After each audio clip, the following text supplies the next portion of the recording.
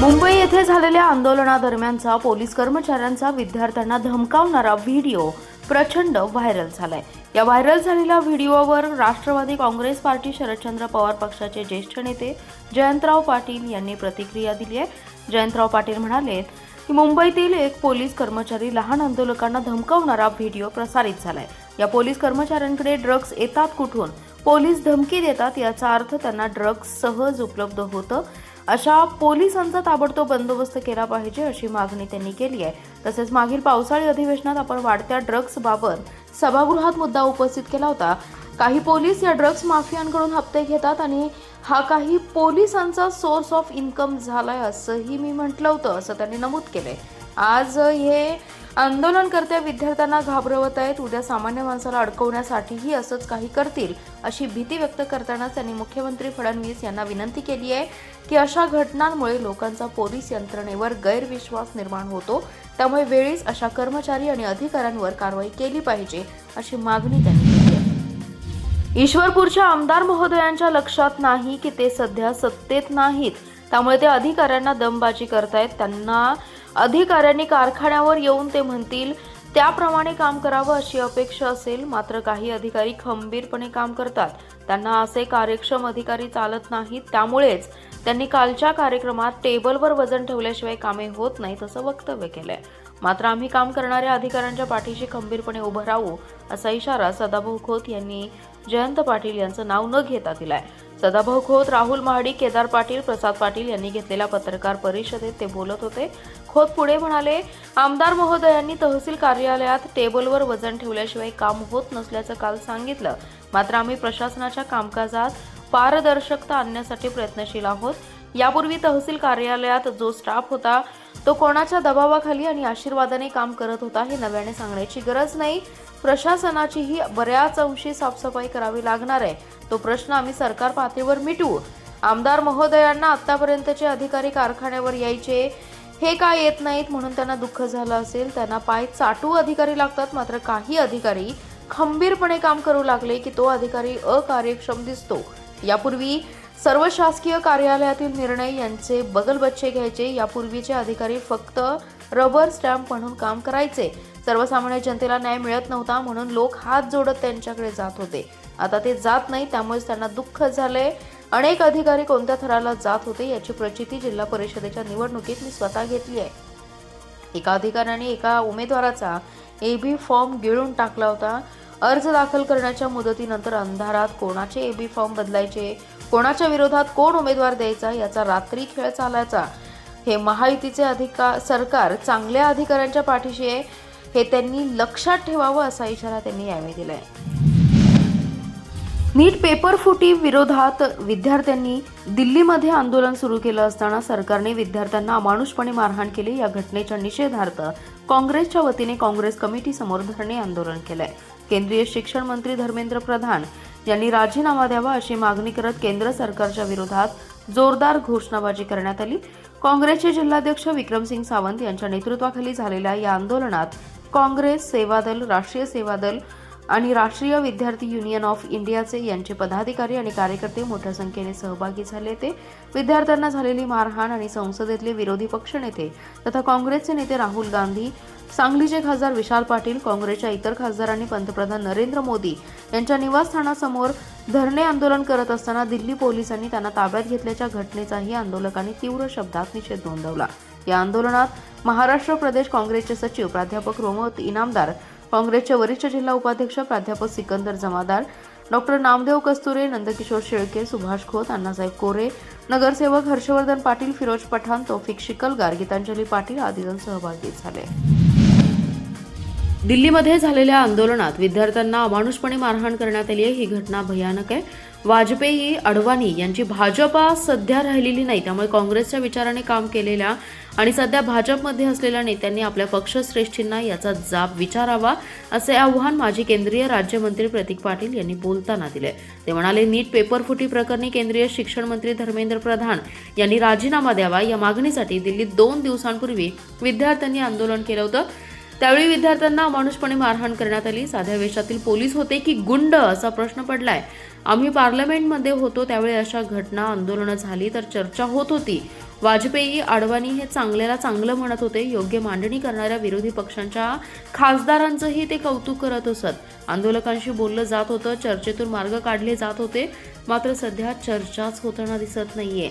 आंदोलकांवर थेट हल्ला केला जातो. देशाच्या पार्लमेंट परिसराचं पावित्र्य आहे, मात्र अशा ठिकाणी पोलिसांकडून चुकीच्या पद्धतीने मारहाण झाली हे गंभीर आहे. मारणारे लोक पोलीस नव्हते तर बाहेरील गुंड होते हे विद्यार्थ्यांनी दाखवलंय, तसे खुलासे केलेत. त्यामुळे सत्ताधारी भाजपची मंडळी असली तरी पूर्वीची भाजपा आता राहिलेली नाही. वसंतदादा विचारांचे काँग्रेस पक्षासोबत काम केलेले अनेक जण सध्या भाजपसह सत्ताधारी पक्षात आहेत. त्यांनी विचार करावा, त्या ठिकाणी आपलं मुलं असती तर काय झालं असतं.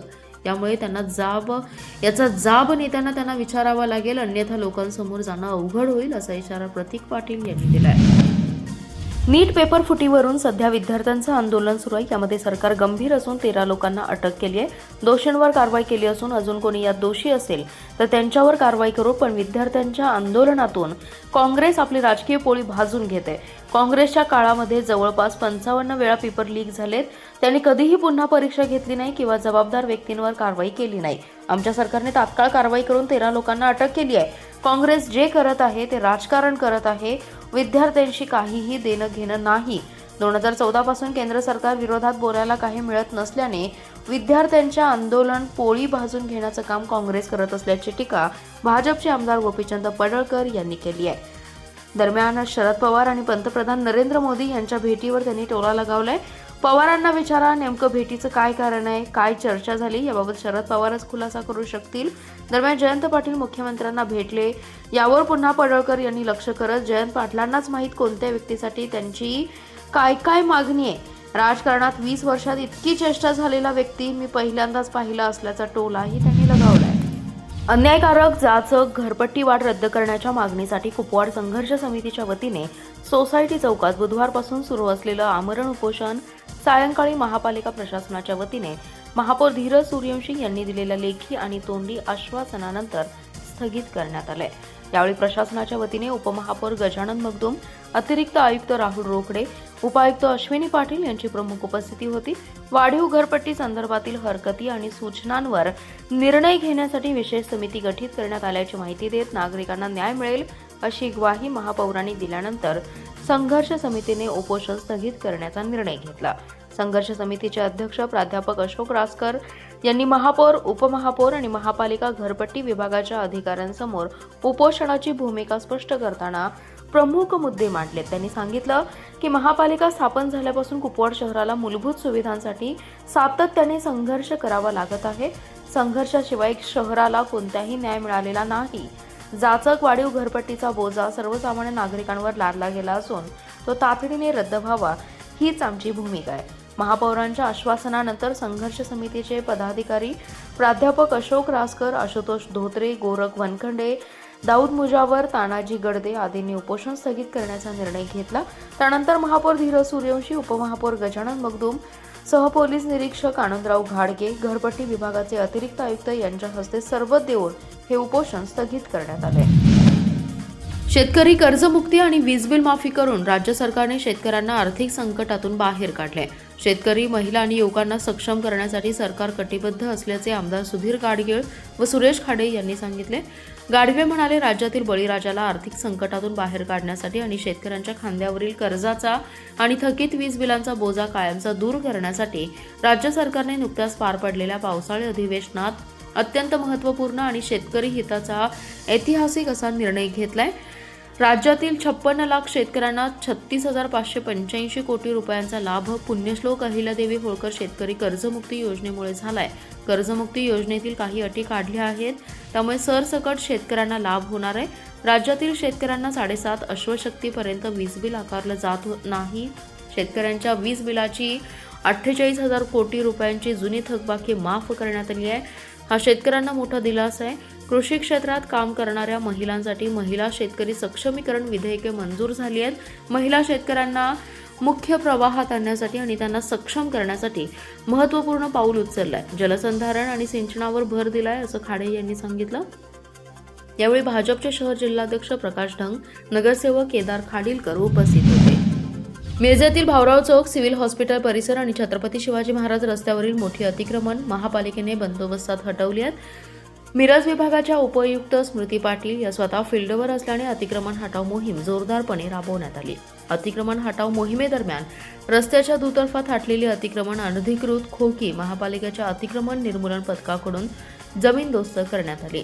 मिरज विभागाच्या उपायुक्त स्मृती पाटील यांच्या प्रत्यक्ष नेतृत्वाखाली अतिक्रमण निर्मूलन पथकाने सकाळपासून या भागात मोहीम सुरू केली. पथकाने जेसीबी आणि अन्य वाहनांच्या सहाय्याने रस्त्यावरील अडथळा ठरणारी खोकी हटवण्यास सुरुवात करताच परिसरात एकच खळबळ उडाली. बेधडक राबवण्यात आलेल्या या कारवाईमुळे संतप्त झालेल्या खोकेधारकांनी महापालिका अधिकाऱ्यांना जाब विचारत जोरदार विरोध दर्शवला. आपला रोजगार हिरावला जात असल्याची भावना व्यक्त करत काही व्यावसायिकांनी अधिकाऱ्यांशी वादावादी केली. मात्र महापालिका प्रशासनाने कायद्याच्या चौकटीत राहूनच ही मोहीम राबवली जात असल्याचं स्पष्ट करत कारवाई सुरूच ठेवली. महाराष्ट्र सुरक्षा बलाच्या जवानांच्या बंदोबस्तात पार पडलेल्या या मोहिमेत सार्वजनिक रस्ते व पदपथ अतिक्रमण मुक्त करण्यावर भर देण्यात आलाय. वाहतुकीस अडथळा ठरणारी तसेच नागरिकांच्या ये-जा करण्यास अडचण निर्माण करणारी खोकी प्राधान्याने हटवण्यात आली आहेत. या मोहिमेमुळे संबंधित रस्ते मोकळे झाल्याने वाहतूक सुरळीत होण्यास मदत होणार असून पादचाऱ्यांनाही दिलासा मिळालाय. परीक्षा पेपरफुटी प्रकरणाच्या पार्श्वभूमीवर दिल्लीतील आंदोलनादरम्यान विद्यार्थ्यांवरील पोलीस कारवाईच्या निषेधार्थ वंचित बहुजन आघाडीने पुकारलेल्या महाराष्ट्र बंदला संमिश्र प्रतिसाद मिळाला. वंचित बहुजन आघाडीसह विविध आंबेडकरी व समविचारी संघटनांनी बंदमध्ये सक्रिय सहभाग घेत शहरातून भव्य निषेध रॅली काढली. सकाळी 9 वाजता भीमांगण येथील डॉ. बाबासाहेब आंबेडकर पुतळ्यास पुष्पहार अर्पण करून आंदोलनास प्रारंभ झालाय. त्यानंतर छत्रपती शिवाजी महाराज यांच्या पुतळ्यास अभिवादन करून या रॅलीला सुरुवात झाली. रॅलीने मारुती चौक, कापडपेठ, गणपतीपेठ, पटेल चौक, राजवाडा चौक, स्टेशन चौक, काँग्रेस भवन, पुष्पराज चौक, विश्रामबाग, लक्ष्मी मंदिर, सम्राट अशोक चौक, महावीर व्यायाम मंडळ, सोसायटी चौक आणि संत रोहिदास चौक मार्गे मिरज येथील डॉ. बाबासाहेब आंबेडकर पुतळ्यापर्यंत मार्गक्रमण केलं. या रॅली दरम्यान व्यापारी आणि दुकानदारांना बंदमध्ये सहभागी होण्याचं आवाहन करण्यात आले. शहरातील अनेक व्यापाऱ्यांनी स्वयंस्फूर्तीने दुकाने बंद ठेवून आंदोलनाला पाठिंबा दिलाय. जय जय जय भीम, जय संविधान, इन्क्लाब जिंदाबाद आणि धर्मेंद्र प्रसाद राजीनामा द्या, नरेंद्र मोदी राजीनामा द्या, अमित शहा राजीनामा द्या अशा घोषणांनी परिसर दणाणून गेलाय. विद्यार्थ्यांवरील कथित अत्याचाराची निष्पक्ष चौकशी करून जबाबदारांवर कठोर कारवाई करावी तसेच विद्यार्थ्यांच्या भवितव्याशी संबंधित प्रश्नांवर केंद्र सरकारने तातडीने भूमिका घ्यावी अशी मागणी आंदोलनकर्त्यांनी केली आहे. अखेर सांगलीतील अण्णाभाऊ साठे जयंती महोत्सवाच्या नेतृत्वाचा वाद मिटलाय. स्वतंत्र स्थापन झालेल्या दोन्ही समित्या बरखास्त करण्यात आल्या असून आता साहित्यरत्न लोकशाहीर अण्णाभाऊ साठे जयंती महोत्सव समिती एकच समिती कार्यरत राहणार असून तिचं कायदेशीर ग्राह्य मानली जाणार आहे. सांगलीत 1 ऑगस्ट रोजी होणाऱ्या लोकशाहीर अण्णाभाऊ साठे यांच्या जयंती महोत्सव समितीमध्ये दुफळी निर्माण झाली होती.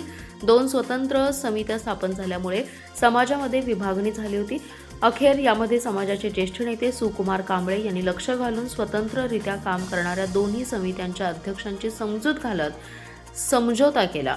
त्यामुळे आता स्वतंत्ररित्या काम करणाऱ्या दोन्ही समित्या बरखास्त करण्यात आल्या असून यापूर्वी सतीश मोहिते आणि अभिमन्यू भोसले हे स्वतंत्ररित्या महोत्सव समितीचे अध्यक्ष होते. आता एकच जयंती महोत्सव समिती कार्यरत राहणार आहे. त्यामुळे अण्णाभाऊंच्या जयंतीच्या आधीच महोत्सव समितीमधील वाद मिटलाय. त्यामुळे समाजात निर्माण झालेली दुही संपुष्टात आली आहे.